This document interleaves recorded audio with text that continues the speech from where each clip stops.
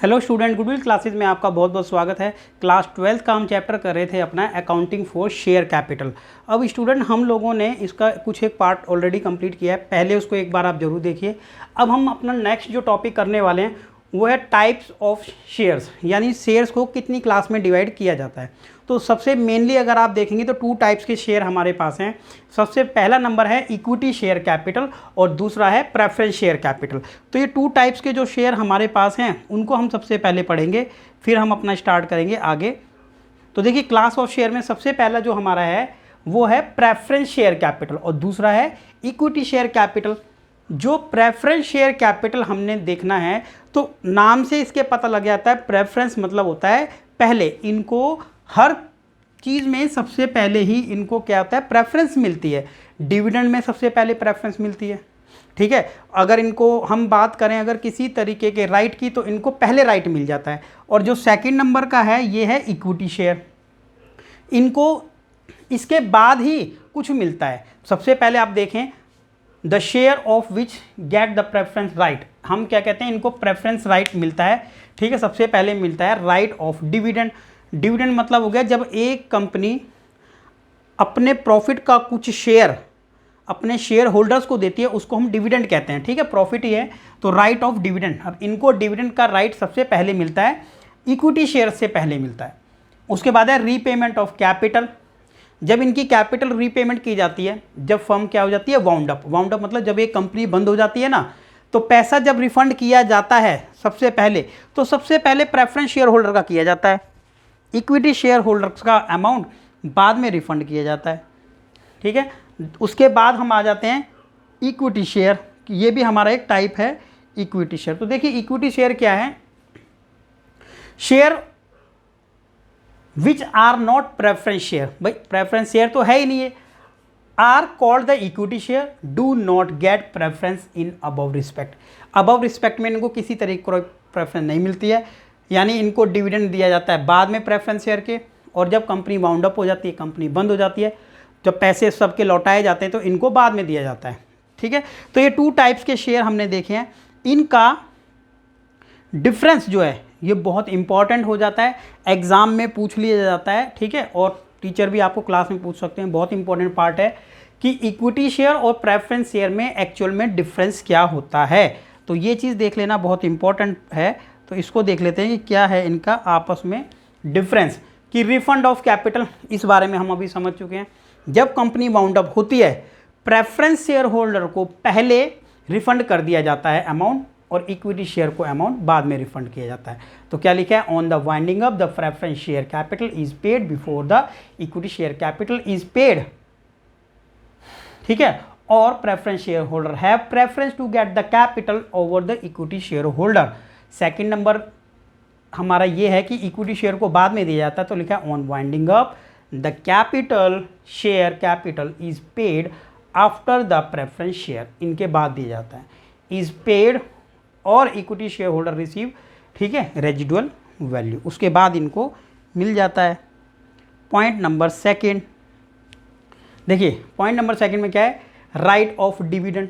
भाई डिविडेंड जब पूरे साल के बाद जब इनको डिविडेंड मिलता है तो पहले इनको मिलता है, और इनकी जो परसेंटेज है वो फिक्स होती है। इसका एक पॉइंट नीचे दिया है, dividend is paid preference share holder, ठीक है, before the equity share holder. और इनको क्या दिया जाता है, dividend is paid after the preference share holder. उसके बाद है रेट ऑफ डिविडेंड। अब आप देखिए कि रेट ऑफ डिविडेंड में क्या है, इनका रिस्क ज़्यादा रहता है इक्विटी शेयर होल्डर का, ठीक है। अगर हम बात करें तो रेट ऑफ डिविडेंड इस पे फिक्स रहता है। कभी भी आप देखेंगे एक कंपनी के अंदर, एक कंपनी प्रेफरेंस शेयर होल्डर, एक कंपनी ने प्रेफरेंस शेयर इशू किए और इक्विटी शेयर, तो प्रेफरेंस शेयर पे एक परसेंटेज फिक्स रहती है, से 9%, ठीक है, लिखा रहता है 9% प्रेफरेंस शेयर। तो यानी इनके ऊपर एक परसेंटेज फिक्स रहती है, उतना ही डिविडेंड देना पड़ता है। इक्विटी शेयर पे किसी तरीके की कोई परसेंटेज नहीं होती है। इनका जो है ना रेट फिक्स रहता है डिविडेंड का, 9% इनको मिलना ही मिलना है।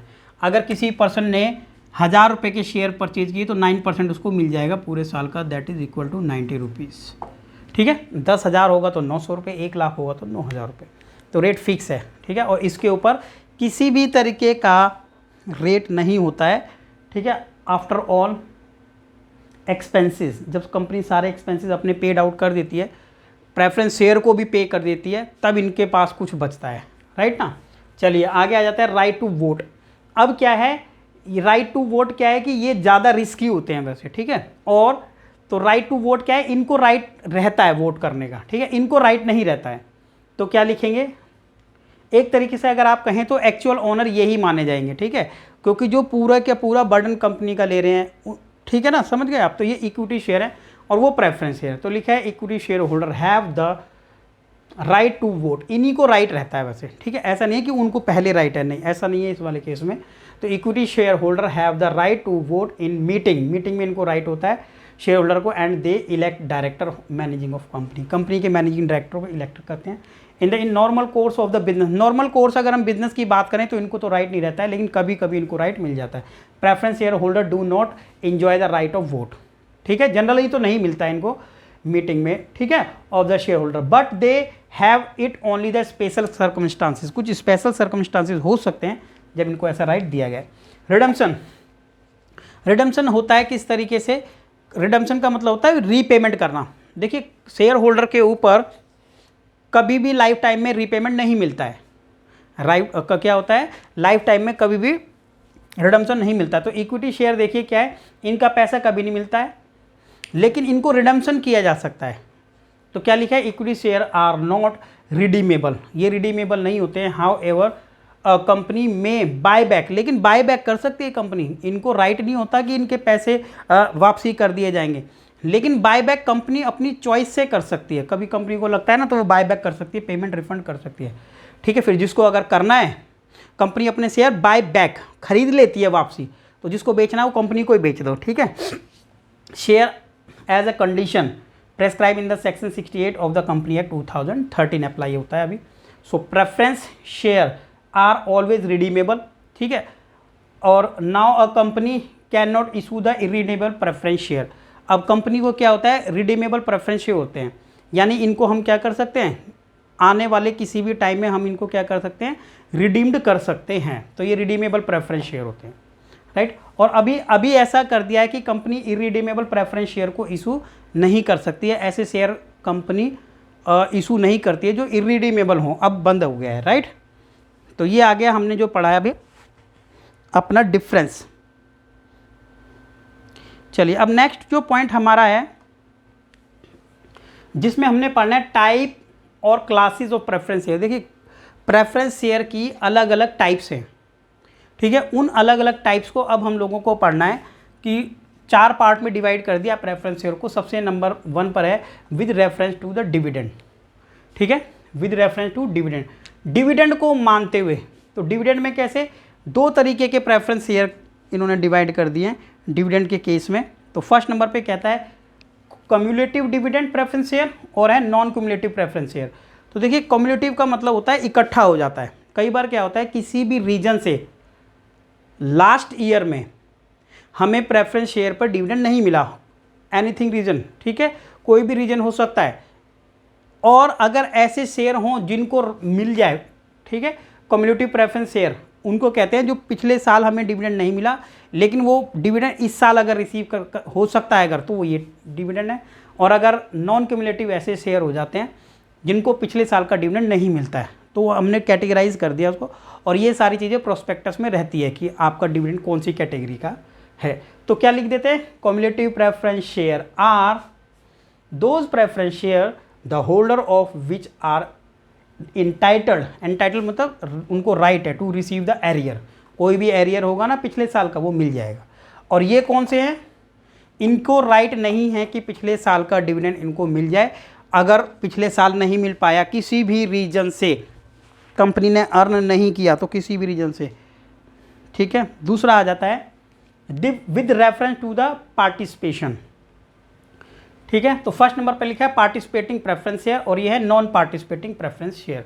क्या लिखा है, such share in addition to the fix preference dividend carry a right to participate in a surplus profit, ठीक है, after providing the dividend speculated rate of equity share holder. देखिए कई बार क्या आता है, इक्विटी शेयर होल्डर्स के को dividend देने के बाद भी कुछ अगर सरप्लस हमारे पास बच जाता है, ठीक है, कुछ सरप्लस अमाउंट है, तो दो कैटेगरी में डिवाइड कर दिया है कि इनको ये पार्टिसिपेट कर सकते हैं सरप्लस डिविडेंड में, तो ये वाले हो जाएंगे, और ये है नॉन पार्टिसिपेटिंग। अगर सबका पेमेंट करने के बाद, ठीक है, लास्ट ईयर मतलब सबका पेमेंट कर दिया, उसके बाद आप मान लीजिए प्रेफरेंस शेयर भी चले गए, इक्विटी शेयर चले गए, अभी सरप्लस बच गया है, तो इनको राइट है उसमें से मिल सकता है सरप्लस में, इनको राइट नहीं है, ठीक है, non participating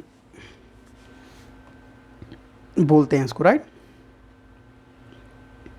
convertible preference share वो प्रेफरेंस शेयर हैं जिनको कन्वर्ट किया जा सकता है, ठीक है, किस में कन्वर्ट किया जा सकता है, दूसरे शेयर्स में कन्वर्ट किया जा सकता है। तो कन्वर्टिबल प्रेफरेंस शेयर है, इनको कन्वर्ट किया जा सकता है। कई बार क्या होता है, कंपनी ऑप्शन दे देती है प्रेफरेंस शेयर होल्डर को कि आपका पेमेंट हमें करना है, अब आप पेमेंट ना ले करके क्या इक्विटी में कन्वर्ट होना चाहेंगे, तो ये ऑप्शन मिल जाता है उनको, राइट। तो लिखा है are those preference share which have right option, उनके पास राइट है और ऑप्शन है, ठीक है, राइट या फिर ऑप्शन उनके पास हैं to be converted into equity share. अब ये ऑप्शन है या राइट है, अगर चाहते हैं तो वो अपने आप को इक्विटी शेयर में कन्वर्ट कर सकते हैं, ठीक है ना। अभी प्रेफरेंस शेयर है, अभी उनको फिक्स रेट इंटरेस्ट मिलता है, जैसे कि 9% मिलता है, और इनको कितना मिलता है इनको कंफर्म नहीं है, हो सकता है तो इनको टोटल पूरा जो इनको प्रॉफिट हुआ शायद 8% हो, शायद 20% भी हो जाए, इनका बढ़ भी सकता है घट भी सकता है, फिक्स नहीं होता है, राइट, जब हम टोटल इनको पेमेंट करते हैं। और नॉन कन्वर्टिबल प्रेफरेंस शेयर वो प्रेफरेंस शेयर हैं आर दोज प्रेफरेंस शेयर्स, ठीक है, which do not have right, इनके पास राइट नहीं है कि अपने आप को इक्विटी शेयर्स में कन्वर्ट कर सके।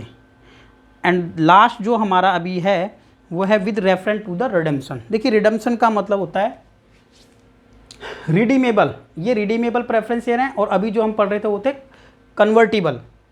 अब रिडीमेबल प्रेफरेंस शेयर वो होते हैं जिनको रिडीम्ड किया जा सकता है, ठीक है, इरिडीमेबल वो हो गए जिनको रिडीम्ड नहीं किया जा सकता। तो लिखा है redeemable preference share, irredeemable preference share, तो क्या हो गया, इनको हम रिडीम्ड कर सकते हैं। तो अभी इंडिया के अंदर क्या है, रिडीमेबल प्रेफरेंस शेयर इशू किए जाते हैं जिनको क्या है रिडीम्ड कर दिया जाएगा। रिडीम्ड का मतलब होता है उनका पेमेंट वापसी कर दिया जाएगा, टाइम रहता है fix time, 5 year 6 year 10 year ऐसा। तो क्या लिखा है आर दोज प्रेफरेंस शेयर, ये वो प्रेफरेंस शेयर हैं amount of which can be redeemed by the company at the time specified in their payment, ठीक है, देयर रीपेमेंट और अर्लियर। तो इनको रिडीम क्या किया जा सकता है, रिडीम्ड किया जा सकता है, या तो उस टाइम पर कर दिया जाएगा जो इनका टाइम है, या उससे पहले भी कर दिया जाए, ठीक है ना। तो ऑप्शन कंपनी देती है। इरिडीमेबल प्रेफरेंस शेयर है जिनको रिडीम नहीं किया जा सकता है, लेकिन ऐसा अभी क्या है नहीं है, खत्म हो गया। तो लिखा are those preference share the amount of which can not be refunded, इनका रिफंड नहीं किया जा सकता, ये ऐसे शेयर है to the company unless company is wind up, जब तक कंपनी वाइंड अप नहीं होगी इनका अमाउंट नहीं दिया जाए ऐसा।